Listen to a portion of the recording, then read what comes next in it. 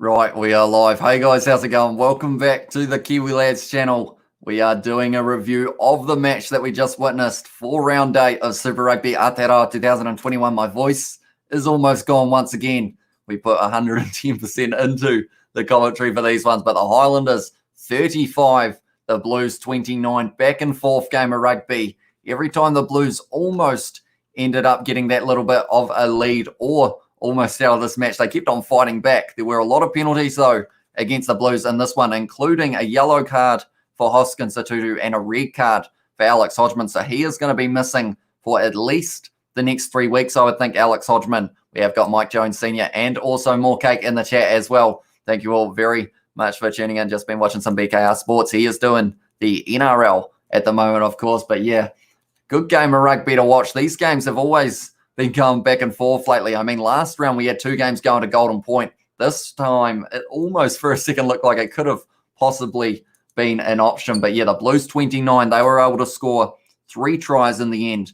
And the Highlanders, they were able to get 4, I believe. No, they got 5 in the end. And they were not all converted, but there were 2 penalties that they were able to kick over as well. So the tries for the Blues in this one, the first try was for Jonathan Ruru. That was in the 5th minute. Then it went over to the Highlanders, and it was Kazuki Himino who was able to score the try in the 15th. Then from there it went back, and it was a yellow card to Hoskins Satutu in the 23rd, which then led to Josh Ioane scoring his try in the 25th. Then we go back to the Blues. Rieko Ioane scoring in the 33rd minute. Back to the Highlanders once again. Natunani Punavai putting the ball down in the 41st of the first half.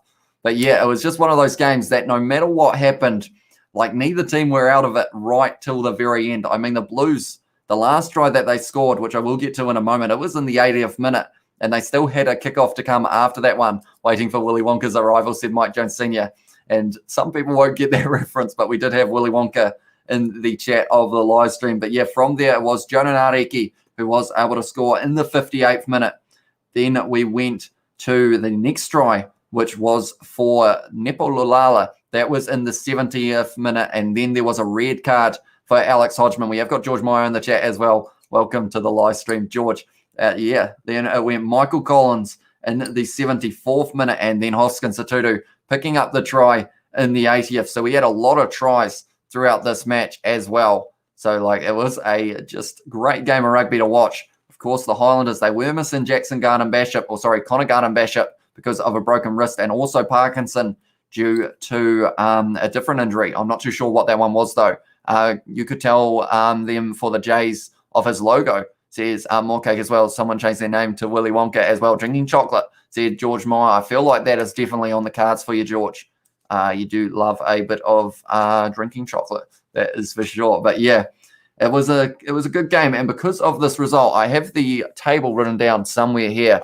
So that means that the Blues move up to 15 points, only 3 points behind the Crusaders. That will push the Highlanders with that win up into 3rd, just above the Chiefs, but they have got the extra game in hand, the Chiefs, in that regard, and then the Highlanders will still be down on 5 points. So if the Chiefs can pull off the major upset and beat the Crusaders, they will be sitting just behind the Blues. And the best thing about that situation, if it was to happen, of course, no guarantees there, but if it was to happen, we would be in the situation of the last round between the two sides. The last game is going to be the Blues and the Chiefs.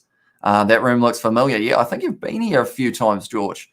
I think, maybe, if I'm not wrong. If people don't know who you are, people will be very confused. But yeah, 35 to the Highlanders. A few missed kicks, but they were able to make up with it in the penalties. We have got Blue Line, has said, g'day lad, what the time for New Zealand, and we have got 9:20 p.m. at the moment over here in New Zealand. We have got what a game from Mila. Yeah, back and forth rugby at its finest, and I will pull up some stats for you guys as well so that we can see exactly what happened throughout this match. But I've got to say, Gerard Cowley-Tuioti in that number 4 jersey was looking very impressive, and I feel like with Patrick Tuipulotu being out, I'm not sure whether that's an injury thing or whether it was resting him a little bit. But yeah, Cowley-Tuioti looking very good. Tom Robinson ending up getting injured very early in the game. I think it was a head knock, which meant Akira Ioane came out onto the field, and he had a decent game as well. Now, someone who I jinxed big time. I said Hoskins Satutu was having an extremely good game, and then he ended up giving away the yellow card for kicking the ball out of Josh Dixon's hand. So then he was off the field for 10 minutes in that situation. But then from there, he was able to score the try in the 80th minute as well. We have got Willy Wonka went to Ioanni's party selling his magical mushrooms, said Mike Jones Sr. And we have got Milo has said, I'm so happy Landers won. Their campaign is still alive. It is indeed. And with them moving up into third now, I feel like anyone other than the Hurricanes, unfortunately for them, anyone else, the Chiefs, the Blues, and the Highlanders are all fighting for that second place or maybe even first place position, depending on how the game tomorrow goes and depending on how the match between the Blues and the Crusaders goes a little bit later on. We have got Ewan in the chat as well, has said, hi, welcome to the live stream, mate. But then in the backs, Caleb Clark, he looked good in the first half, but we didn't really see him that much in the second. Same with Mark Talia. The Blues just weren't quite able to use that back line. And I think a little bit of that was to do with the fact that it was a Teddy Black in the number 10 jersey. And he kind of, they went for a kicking tactic about 5 times, and every time pretty much it was turned over. So I'm not sure whether that was a game plan going into it, whether they saw something in the Highlanders players, but it didn't quite work out for them. Natunani Punavai, though, on that wing, and Jonah Nariki, they both had busy games for the Highlanders.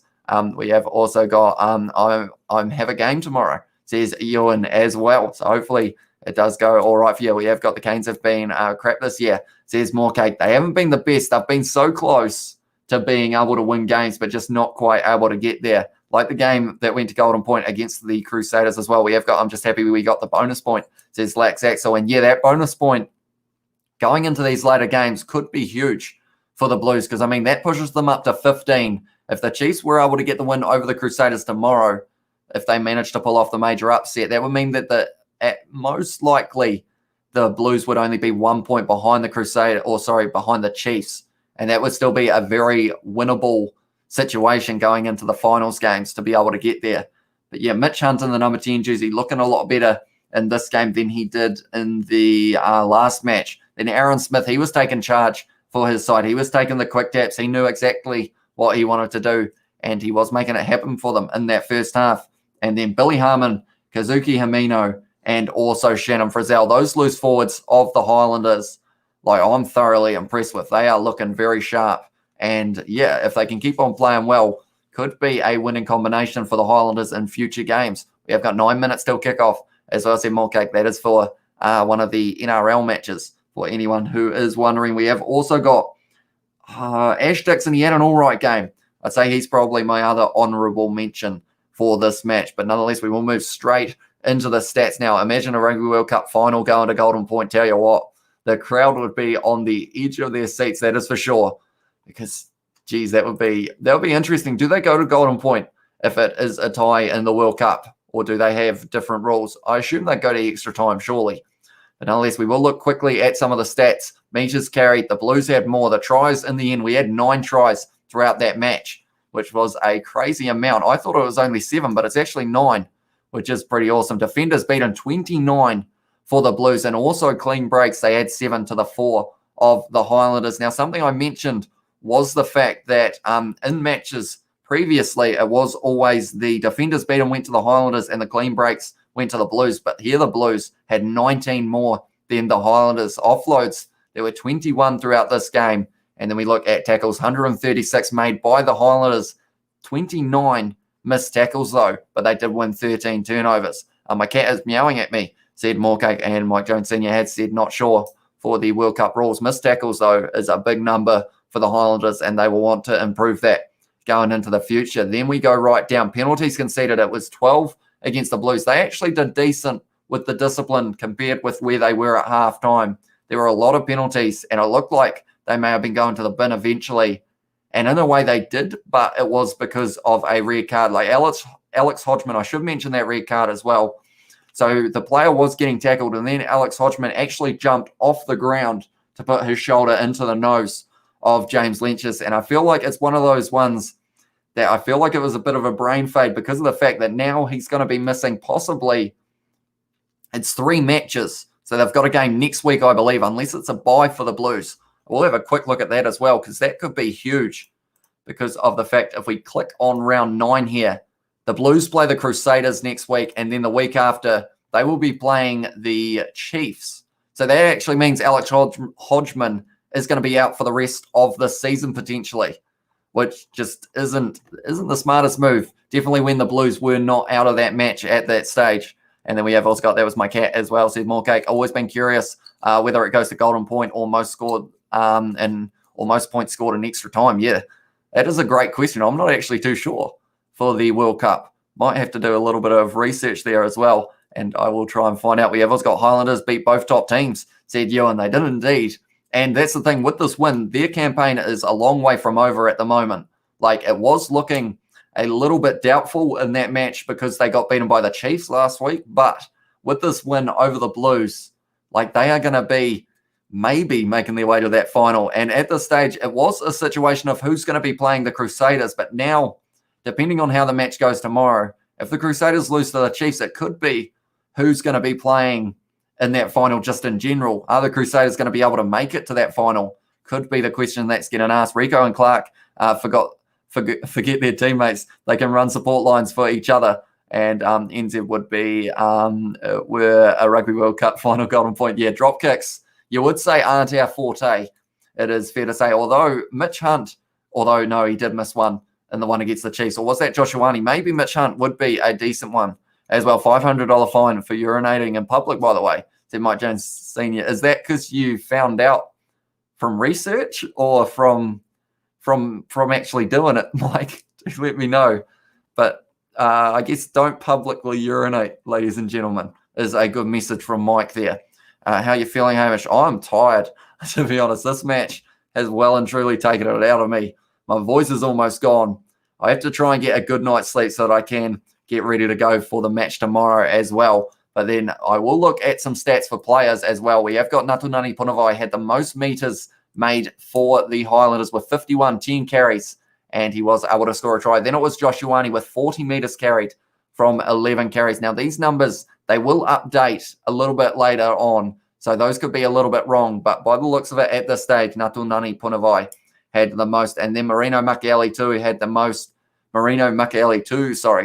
most for a forward because of the fact that he did actually have a good run off the back of the scrum and then put a chip in behind, which was very impressive. But then for the Blues, we look at the most running meters, and it was Caleb Clark, 98 meters, and it was 11 carries for him. 10 defenders beaten in this match for Caleb Clark. Saw a fella do it today outside the warehouse, got arrested.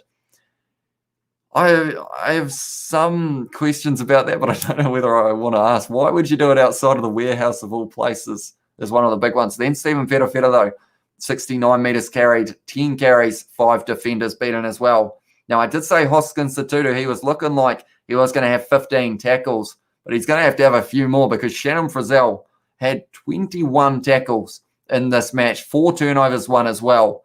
And then you take Himeno's numbers and Harmon's. Those forwards between the three of them have 40 tackles, 8 turnovers, 1.